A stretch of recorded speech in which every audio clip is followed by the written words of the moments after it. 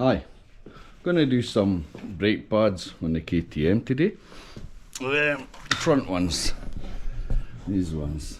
So all you really need is a pair of wee pointy nose pliers like that.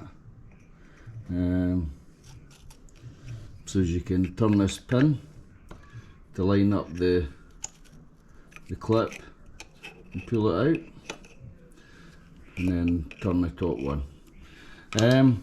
Wee screwdriver comes in handy, wire brush for cleaning, and some of this disc brake quiet which you put in the back of the brake discs, and what that does is it stops them from squealing.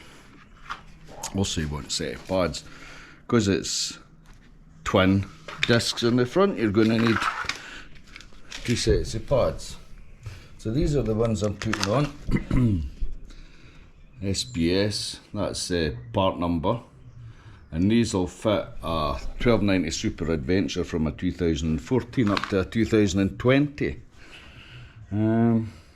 So anyway, we'll go ahead and get these fitted on. Now the reason I'm changing them is not because of the wear, it's not always the wear in brakes, because I don't use the brakes heavily on the bike, but what happens is when the brake pads have been in for a long time, so this bike's over a year and a half, I've done a lot of braking, but not heavy braking, but the pads become, I don't know, sort of glazed, and they don't grip as well, so you find yourself pulling that wee bit extra harder on the brake lever just to brake normally. And yeah, it can happen when your pads get a bit glazed. So if they're worn, or you have that problem where you find you're having to pull harder on them, just swap them out and change them and put a decent set of pads in.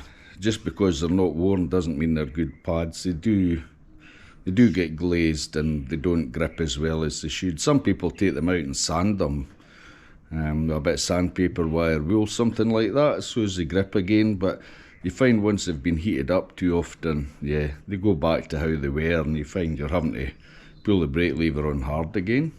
So if you get that problem, which is what I'm having, just change them. It's not worth risking anything, you know, for the sake of brakes. So anyway, we'll go and get this done. So in order to take these out, you've got these pins go right through, top and bottom. And what holds them in is this little pin here. So you can actually turn this, you see the pin moves. You grab your pin. If you can't grab it, just get a small screwdriver and pop it out. And it falls out just like that. Tiny little pin, watch you don't lose it. And the next one's the same. If you can't see the little pin, just turn. There we go. You can see it now. And pull your pin out, put it in a safe place with the other one. Take this cover off here. Well, wait now. Take the pins out first, we'll get on better. Just pull them out. 1, 2, and these don't just hold the pads in, they hold this shield in as well. And give that a clean, it's covered in brake dust, give it a clean with a wire brush. And here's the pads. Now, as I say, the pads don't look that worn. Hardly anywhere on them really, they're not that bad. But what's happened is, yeah, they've become shiny, they've heated up too much, too many times, and they're just not gripping as well. So pull them both out, like that. And just give everything in there a good clean up with a wire brush. Get some of the dust off it. Now, the wee pistons come out from each side, 2 on that side, 2 on this side. So fitting the new pad in, sometimes it won't go in because the piston's sticking out too far, so you have to push the piston back in. I'll just show you, here's one for this side. See, it won't go back. You can get the pad in and lever it in like that if you want. The same with the other one. Make sure you put them the right way round. You know, make sure you don't put it in like that, metal against metal. Now this stuff, disc brake quiet. What happens is your brake pads, a lot of people that have squealing brake pads think it's the pad against the metal. It's not. It's these vibrate at a very high rate and it causes a noise like a squealing. It's not squealing, it's a vibration noise. Anyway, if you put this paste on the back, don't be scared to put it on. And it's a rubberized solution, and what happens is it sets and it glues it and stops it from vibrating. So you put one in one side like that, and then you grab your other one, put a wee bit anti-squeal on it, and you put this on that side. Now, I can't get it in, so I'll just move the pistons in a wee bit. Just lever them in with a screwdriver. And then your pad should go in. Like that. Just give it a wee tap. Just to push it home. And if they go too far, just pull them back through a wee bit. And that's it done. Get your little disc, see it's covered in black dust. Give it a clean up.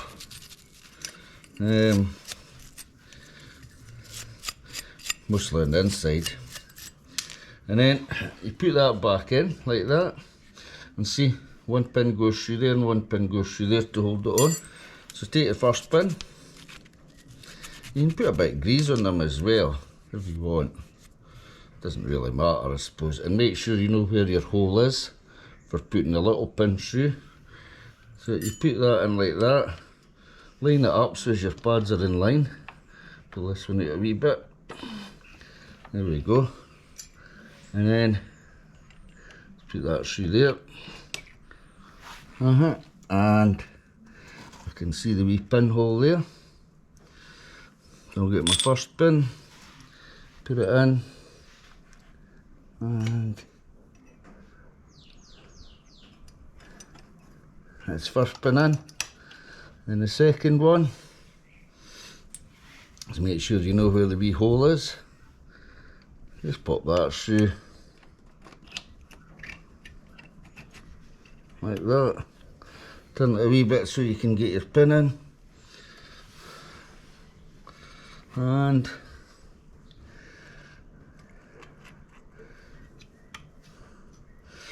there's the pin in, like that.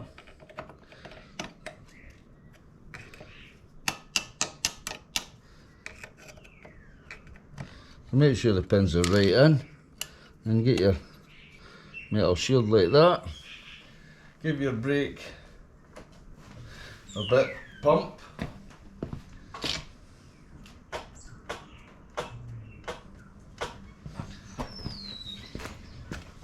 And that's your brake pad done.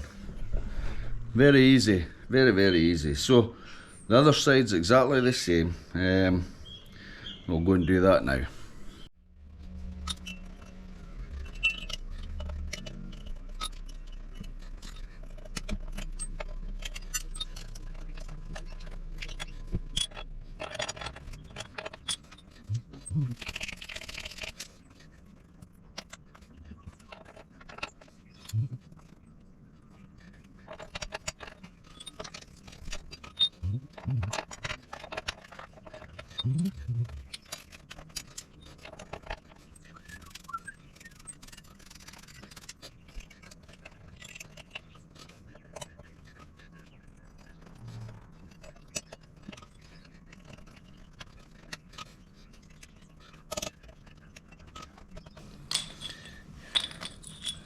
So there we go. 4 sets, 2 sets of pads. Like I say, there's still wear on them, but they've just, they've been used for that long now that they've become glossed and they're just not gripping. And having to pull the brakes on quite hard to use them. So that's all good. So again, if you need brake pads, you can get the SBS ones, 706 HS FR front, and these are sort of general purpose brake pads, you know, for the general use. If you were using a lot of off-road, you can actually buy different pads. They're slightly different for off-road, the handle grit and water and stuff. The back ones, yep, I could change them as well. Changing the back ones is virtually similar. You've got your pin with your two things there, and your pads just come out, and then you slip your new ones in. I done them in a previous video, so if you want to see how the back ones are done, there is a previous video on it. But again, it takes like 1 minute, 2 minutes to change them. Really easy. Nothing difficult about the KTM when it comes to doing the brakes. Very simple. I'll just have a look and see how much wear is on them. So I've just had a look. Here's the back brake pads. Here's how thick they are. Quite thick. And here's how thick the ones are that's on it. Don't know if you can see them there. So they're worn a bit. You find the back pads wear quicker than the front ones. You go through 2 sets in the back to 1 set in the front. Yeah. So I think I might just change them, but just as well. Change in the front, change the back, and then I know the brakes are all good. So, doing the back pads, I have got a previous video on this, so like I say, if you want to watch that. But I'll just do it quickly on here. One-handed, 1 pin out.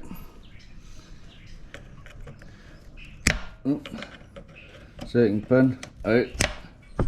See, there's a wee recess that pin goes into, and then through the hole, so you've got to have the hole lined up with this recess for the pin to go through.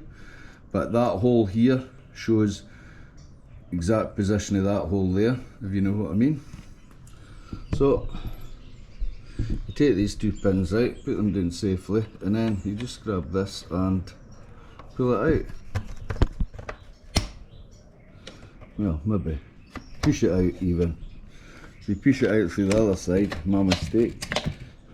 Easy enough.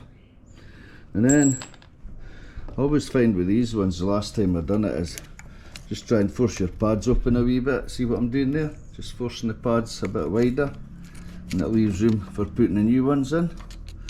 And then, just bring them out.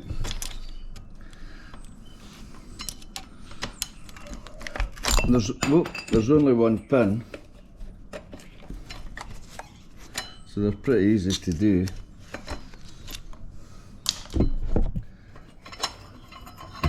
Like that, and there's that metal clip. It just stays in there, so don't worry about it. So yeah, so there's a wee bit of wear on them. I'll show you the difference. So, there's a new pad. Good thickness on there. There's an old pad. It's worn a bit. I'd probably get another 6 months out of them. That one's worn down a wee bit. So I'll just put the new ones on. So again, you want to get your stuff. Put a wee bit on the backs. Same with that one. Wee bit on the back. As you can see with the old ones, you can see where I put the rubber solution. See, it's like glue.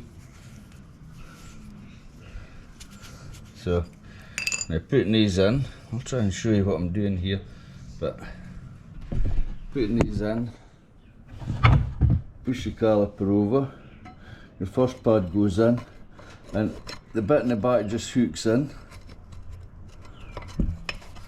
And that's it. Then your front one does the same. Just slide it in, make sure you're the right way around. The bit in the back just hooks in. It does, honest. Not easy when you've got one.